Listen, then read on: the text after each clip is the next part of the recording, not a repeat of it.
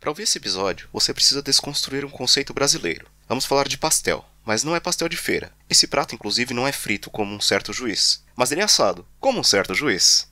E não, tampouco tem a ver com pastel assado. Inclusive, o prato é meio agridoce e não leva massa. Tá confuso? Eu também. Hoje vamos abordar mais um prato da culinária chilena, e andina, diga-se de passagem. O pastel de choclo, é assim que fala? Pastel de choclo. Mas, que diabos é choclo, você pergunta? Tem a ver com chocolate? Chocolate? Caio, isso é muito ruim. Será nome de um personagem de algum jogo da Nintendo? Choclobo? Tá bom, parei. Vamos ao episódio. Essas brincadeiras de pai, por favor. Eu sou pai, dá licença. Ah, hoje é dia dos pais aqui no Chile. Hoje, 16 de junho. Vamos datar esse episódio, né? Tá, vamos começar. Tá ouvindo esse barulho? É folgado.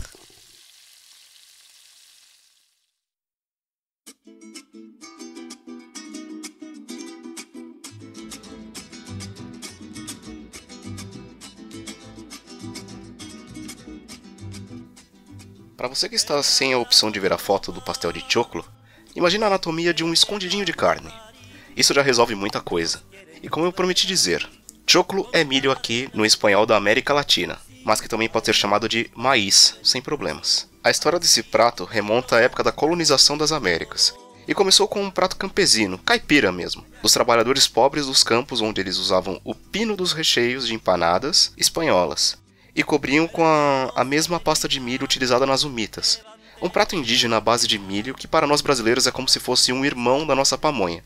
É bem parecido. Eu nunca comi pamonha. Ué, mas é parecido. Mas eu não comi, eu não sei. Sério? Não, você comeu na festa junina. Não.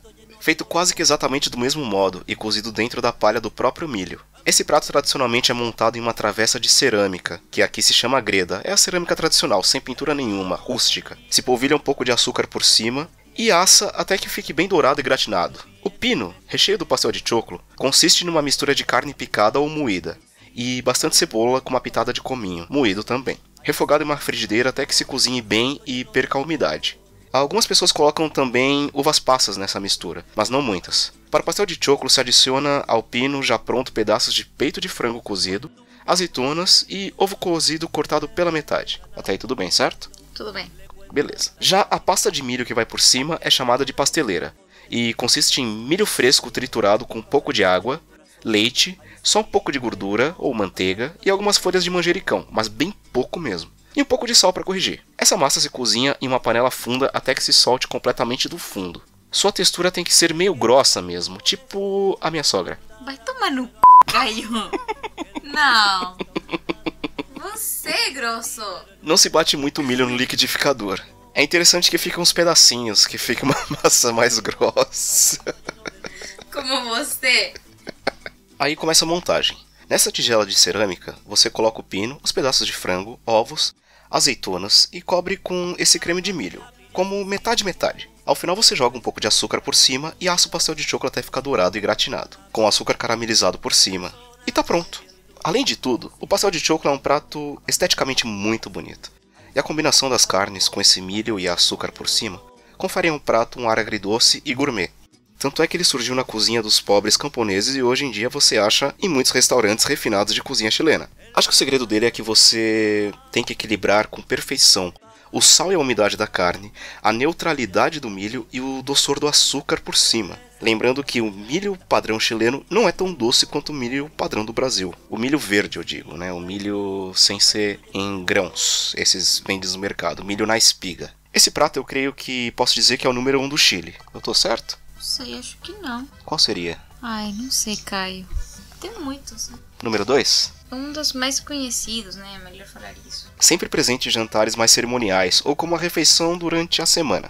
Nos mercados se vendem pastéis de choclo resfriados, congelados, a crema pasteleira, que é o creme de milho, já feito para que você possa montar em sua casa. E em alguns lugares se vende o pastel de choclo em massa de empanada, em forma de tigela. Assim você come tudo de uma vez. E isso ajuda porque fazer esse prato do zero demanda tempo e muitas mãos. Eu explico. A primeira vez que fui na casa da minha mulher, estavam fazendo pastel de choclo e humitas. Lembra disso? Verdade. Esqueci. Você me colocou numa puta casa de caboclo. Ai, você. Mas quando eu cheguei... Você não lembra da sua família, não? Mas você não trabalhou. Mas quando eu cheguei lá, eu vi um monte de espigas de milho, ainda em suas palhas. Para as umitas tivemos que tirar as palhas sem rasgá-las, e quando enfim se tira tudo, você ainda tem o cabelo do milho para tirar, antes de começar a tirar os grãos de milho. Tirando os cabelos com uma faca, você vai tirando os grãos de milho e jogando o sabugo fora. Depois você bate com um pouco de água os grãos de milho e com manjericão no liquidificador. E bota uma panela para cozinhar com um pouco de leite e sal se quiser, e a gordura. E essa parte era a minha sogra que estava fazendo, menos mal. Basicamente a família inteira estava empenhada em fazer os pastéis de choclo do zero, mas valeu a pena cada minuto dispensado. Já comi muitos pastéis por aí, mas pastel de choclo feito com milho fresco de verdade, sem ser congelado, e com pino com carne picadinha na hora sem ser moída fica muito bom, diferente dos comprados.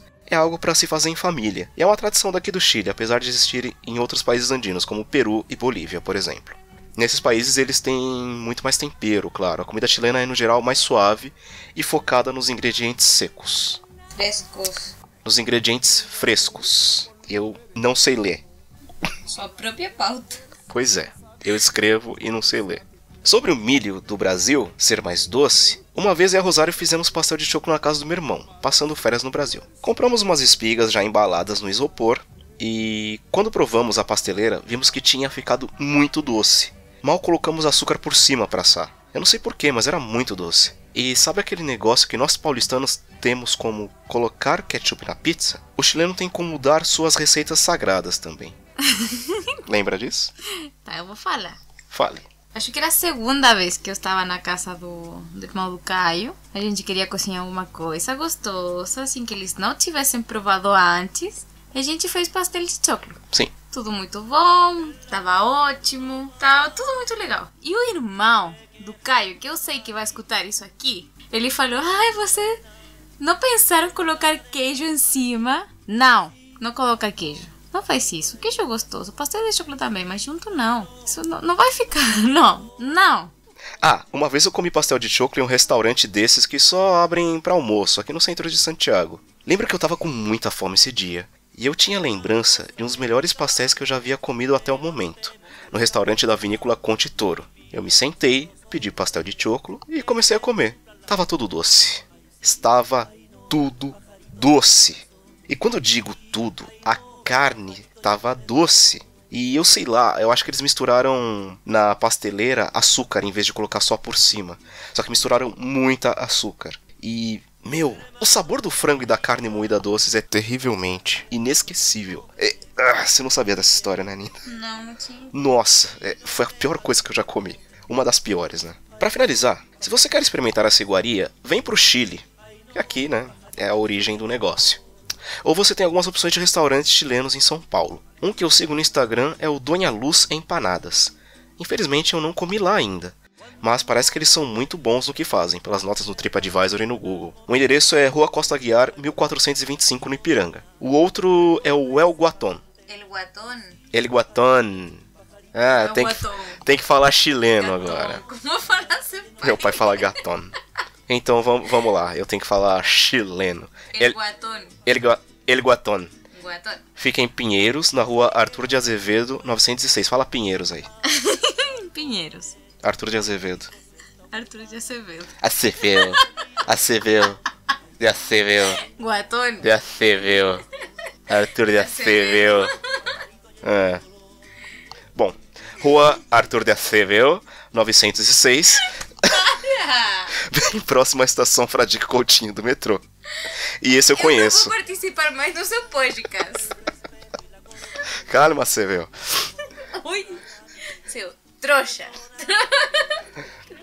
E esse... É siquiera? E esse El Guatón eu conheço. Inclusive meu pai sempre gostou muito de ir nele. E eu recomendo. E se você quiser conversar mais sobre isso, eu tô no Instagram e no Twitter como o Caio San. Não. Vai sim. Não. Um abraço e até semana que vem. Tchau. Eu não vou ficar aqui mais. Então acho que é a última vez que você vai me escutar. Mentira, não é não, gente. Mandem beijos pra Rosário também. Ela tá triste comigo e me batendo enquanto eu gravo. Pajarito de mi corazón, ay sí, ay no, pajarito lleno de dolor.